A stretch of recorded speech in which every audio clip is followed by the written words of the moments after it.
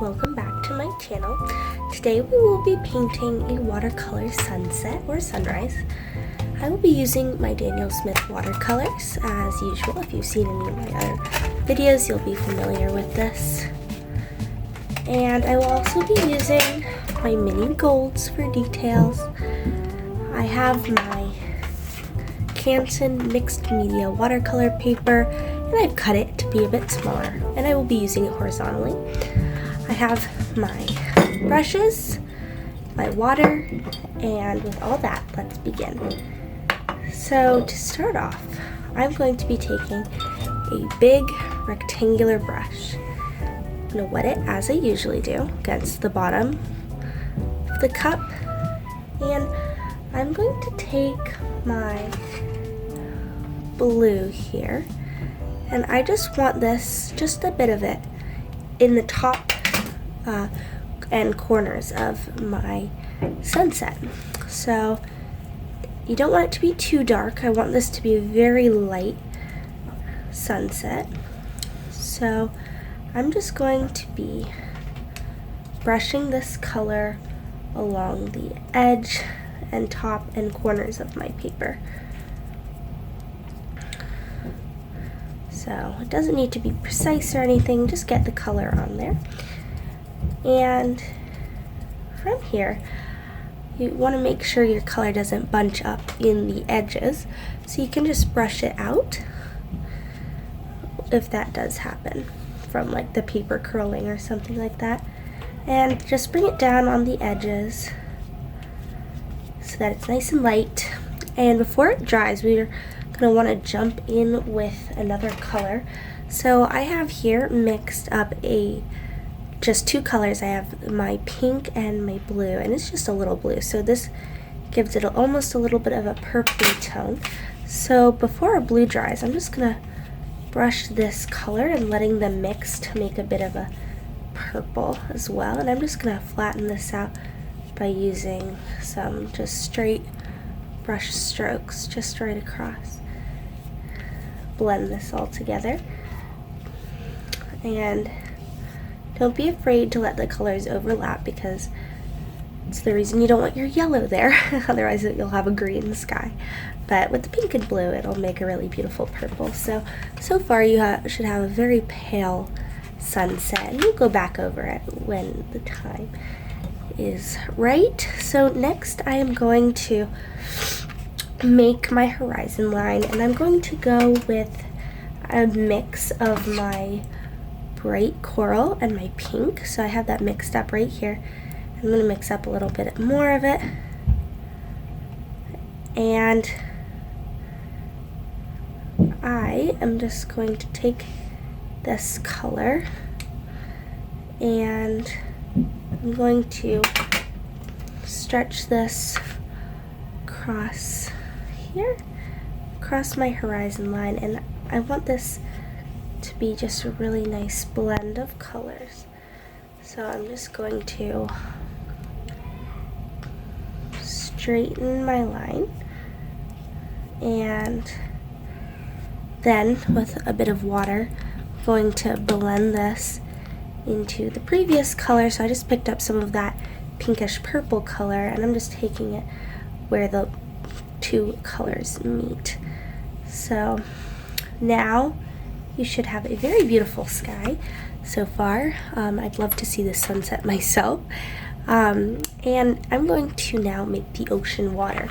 So to do this, I'm going to start by getting just a nice bit of water on my brush, and I'm just going to pull straight down from my horizon line. This is going to create a little bit of a reflection, and you can get a lot of water for this. And then I'm gonna brush it across this way. So I'm gonna redefine my horizon line later with maybe some hills and mountains in the distance. And I am going to just, it's so beautiful. So here is our horizon. Here's our water. So I wanted it to look like a reflection. So now I'm going to bring in this pinky purpley color that we used earlier. I'm just mixing it up a little more of it right now. And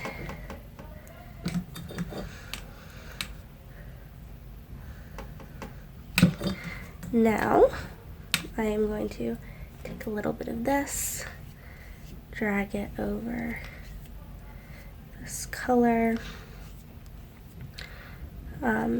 This is just making our water reflect the sky. So with following that same pattern, I'm now going to take the blue I used earlier, and I want this to be nice and light to reflect so it all is nice and cohesive. And you can bring this over.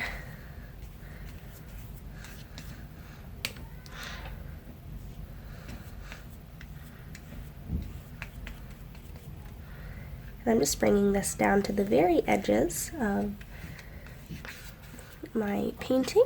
And I'm going to go over with some water to lighten up the color a little bit.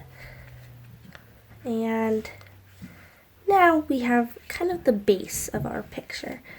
So now you should have a very wet and kind of curly paper. Mine is a little bit curled, but it should look something like this, and a little darker in the bottom than the sky. And we're going to go over the horizon line, but first I want this to dry a little bit, so you can pause the video and let your picture dry a bit, and then we can pick back up. Now that your picture is a little bit more dry, not completely, but not soaking wet, we can go ahead and along the horizon line add a couple of mountains in the distance. So for this, I am going to switch to a smaller brush with smaller bristles, and I'm going to use a mix of ultramarine blue, my cerulean blue, and my pink, the tiniest hint of my pink, in this palette right here.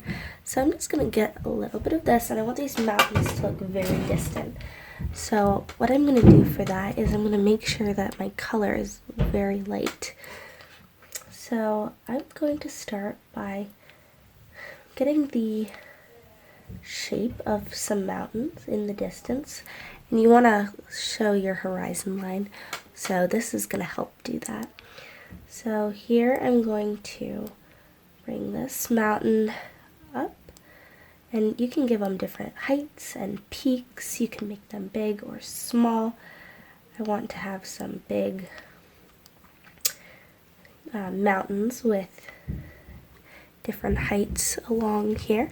So as I go, I'm just going to be picking up some more of my color, and you want to keep the base of each of these mountains very straight so that it appears as a horizon line. And you can have some of your mountains overlap, as well as go behind each other. And to do this, you may want to take a slight variation in your color. So if you want to have one that appears to be in front, you can get it a little darker. If you want one that's going to be behind, a little bit more faint. And as you do this, once again, just make sure that you're keeping the horizon line nice and straight as you go. This is going to make your picture look more realistic and cleaner. So I'm just going to fill in my mountains like so, and you can do the same.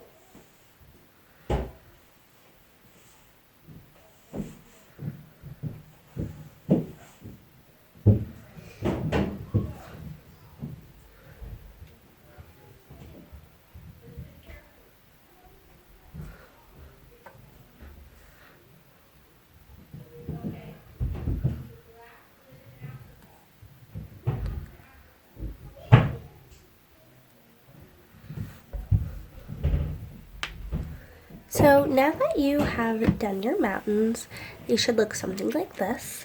And I think your picture is coming along beautifully. So now what I'm going to do is I want to make a reflection of my mountains in the water. So I'm going to mix up a little bit more of my color, and so I can make a reflection of these mountains in the water. So you can do the same, just taking my mountain color. If you still have yours, that's great. I ran out of mine, so I'm just mixing up a little more of that. And once again, this is just my ultramarine blue, my cerulean blue, and a hint of my pink. So now I'm going to take some of this dark color, and I just want a little bit because I don't want it to be darker than the mountains themselves. I'm just going to dip it in some water and leaving a little water line. I am going to just take this and mirror the mountains that we just painted. So I'm going to just stick with the exact kind of thing that is happening up here. I'm just going to mirror it exactly down here, as you can see so far. So I'm just going to bring it. So when I hit the peak of this mountain, I want the trough to be here, and so on. When the trough is here, I want it to mirror right here. So, and they don't need to be exact, but the closer you have, the more realistic your picture will look. So now that I have the outline, I'm taking my color, getting it a little less pigmented, and I'm just filling these mountains in. And once again, you want to keep the bottom, or really the top, right here. You want to keep it really straight so that it looks like we have a bit of a water line. So we can go and redefine that at the end, but it'll make your job easier if you keep it straight now. So that was a little too dark, so that's okay. We can just take it and spread it out. So if that does happen to you and your color's a little too dark, just remember, more water means a less vivid color. So once again, just filling in my mountains. And you can take a bigger brush for this. I'm just keeping my small brush for the sake of keeping it precise. And so yeah, this is just a really fun little part, I think. It really does start to bring your picture to life. And now you can really start to see just how amazing painting a reflection in water specifically is. So I think it's so cool. And yeah, just filling in each of these little mountains that I made and keeping my color consistent throughout the whole thing. So now we have some beautiful mountain reflections. I think this looks really cool already. And now I want to get back into the sky. So one of my favorite things is when you can see the sun falling behind the mountains. So I think we have the perfect spot for that right here. So I'm going to pick up my darkest yellow here. It's almost a little bit of an orange. But before that, I actually want to take my lightest and kind of make like a glow around the sun so that it kind of looks like it has some layers. So I'm just going to take some of this color and tuck a half circle behind the mountains here, like it's setting behind the mountains. And the reason I start with a lighter yellow is because when I add in darker yellow, it will give it more dimension. So now I'm going to pick up my darkest yellow and just put that right over top of it, but I'm leaving just the slightest edge of my light yellow so it appears that it's glowing. So I think that looks really beautiful, and you can get however detailed with this as you want.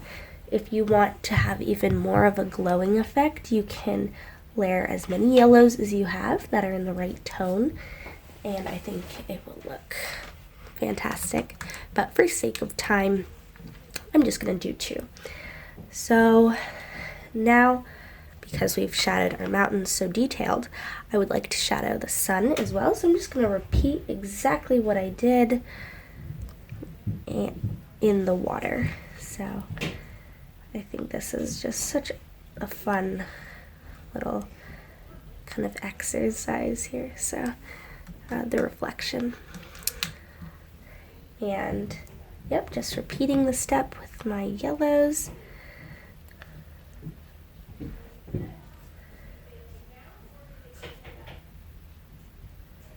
Yep, just leaving a very thin border. So now we have a very nicely reflected sun here, but I don't want to keep it this pigmented. I would like to lighten it up a little bit. So I'm going to just take my brush that we used earlier for the sky and the water, and I'm just going to pick up some of this pigment. If you've seen any of my other videos, you will be familiar with this technique. And just going to pick up some of that color and maybe blend it out into the water a little bit. So I'm just gonna bring it up here so it's a little bit more blended. So now I did smudge my mountain a little bit, so I'm just gonna fix that. So now that I have fixed my mountains and my sun and our reflection is all done, we can get into another step, and that is going to be, I want to give us a little shoreline here. So to do that, I will be taking this color that I have mixed, and it is raw umber with a hint of burnt sienna, and it's just very light. And I'm going to start by mixing up some more of that color, and if you don't have those exact colors, just go for a light sandy brown. And then we want to stick with the color palette of our painting so far. So I'm just going to take this and just across the bottom. I just want to add a little shoreline. So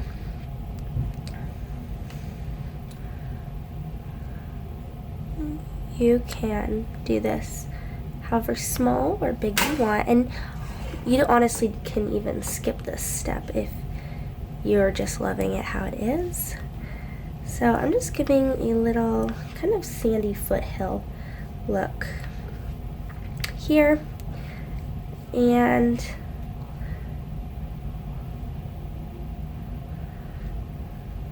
I got a lot of pigment there, so I'm just gonna take water and blend it out. So just have my foothills here, and now I'm going to add I'm want to add a couple of kind of bird silhouettes flying. So to do this, I'm taking the smallest brush I have, and I am going to take it, wet it, and you want this to come to a point. So I'm taking my raw umber, and I have it here on the brush. You can't really see it because it's the same color as the brush, but I'm just going to very thin line, just going to kind of sketch just the outline of the wings, just like that. And I'm gonna I think I'll do one more, just following behind it. So I'm just gonna do it. This is the hard part, is keeping it real small. And just bring each wing to a point the best you can. And I think that is so cute. So now, to just add a little more depth, I am going to do, well, I'm going to do a little bit of gold. So I want to do some detail with these golds, and I am going to take my favorite gold, and I'm going to detail just a couple of things, so you can follow along or add different details if you like. So I'm going to add a kind of like a highlight onto the mountains, and I'm keeping my gold kind of sheer for this so that it looks like it's hitting the side of the mountain and it's just like bouncing golden rays off of it. And camera doesn't do it justice. I'm going to take a little more to pigment it. And I'm going to do the same thing on this side, and pay attention to where the sun is to do this, because you want to put the highlight where the sun is going to be hitting. And so here I'm just going to bring it up, and you want to pay attention to each peak. So each peak is going to be defined a little bit more when the sun really hits it, because it's going to differentiate the shadow and the highlight. So now that these mountains have that gold, I'm going to do it to these further mountains and just give them, just give them that beautiful golden highlight. So, and you can do this step or skip this step. It definitely adds some shimmer, which I like, but if you want to keep it very realistic, you might opt for leaving it. But I think this will just add some beautiful detail and some shimmer. I love shimmer. So now I'm going to add just a touch of gold to my sun, because I couldn't pass up that opportunity, and I want it to blend into the yellow. So what I'm going to do is taking just a clean wet brush and just blending it right over the yellow. So I'm not going to highlight the mountains in the water because they wouldn't be getting the same kind of shimmering effect because of this where the sun is. And now we have just this beautiful painting that I think is gorgeous. So I'm going to just pop a signature on this, and I'm going to do this in gold. So here, and I'm just going to put my signature in the bottom corner, and you can do this or you cannot, once again, but I think it's a fun way to mark your art and to put your flair on it. So with all that, I would like to say good job. Your painting is beautiful. Well done. If you have made it this far in the video, I would love it if you would subscribe to the channel. This will allow you to see more content like this. And with all that, happy painting and thanks for watching.